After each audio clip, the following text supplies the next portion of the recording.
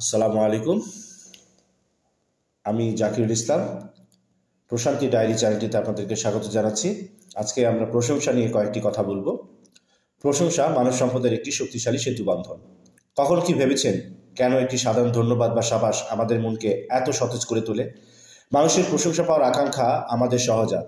যখন আমরা কারো প্রশংসা করি তখন আমরা কেবল একটি ভালো কাজের স্বীকৃতি দেই না, বরং সেই ব্যক্তির প্রতি আমাদের সম্মান ও কৃতজ্ঞতা প্রকাশ করি।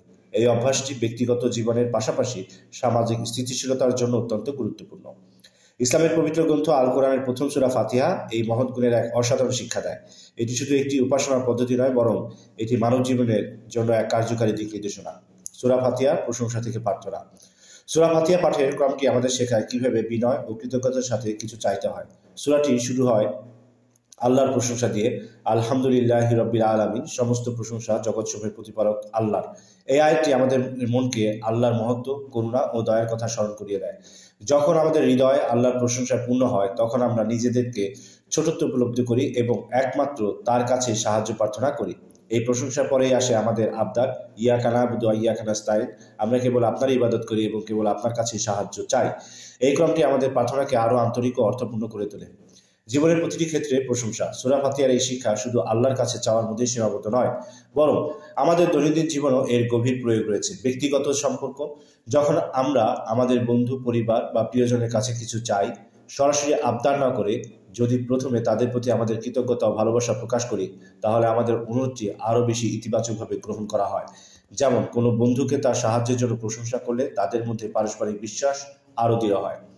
পেশাদার জীবন, কর্মক্ষেত্রেও এই রীতি কার্যকর। একজন কর্মচারী তার বসের নেতৃত্বে প্রশংসা করলে তার পেশাদার সম্পর্ককে উন্নত করে। এটি একটি ইতিবাচক কাজের পরিবেশ তৈরিতে সাহায্য করে। প্রশংসা ও সমাজের ভূমিকা।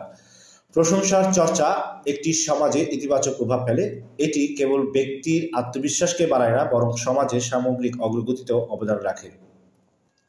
আত্মবিশ্বাস ও প্রেরণা। যখন একজন ব্যক্তি তার ভালো কাজের জন্য প্রশংসা পায় তখন তার আত্মবিশ্বাস ও কর্মোদ্দীপনা বেড়ে যায়। এটি সমাজে একটি প্রেরণার সংস্কৃতি তৈরি করে যা মানুষকে আরও ভালো কাজ করতে উৎসাহিত করে। ঐক্য ও সংহতি। প্রশংসা একে অপরের প্রতি সহানুভূতি ও সম্মান বাড়ায়, যা সমাজের মানুষকে আরও কাছাকাছি নিয়ে আসে।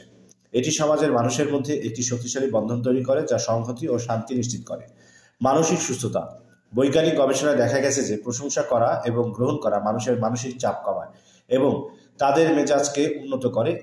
এটি একটি মানসিক সুস্থ ও সুখী সমাজ গঠনে সাহায্য করে।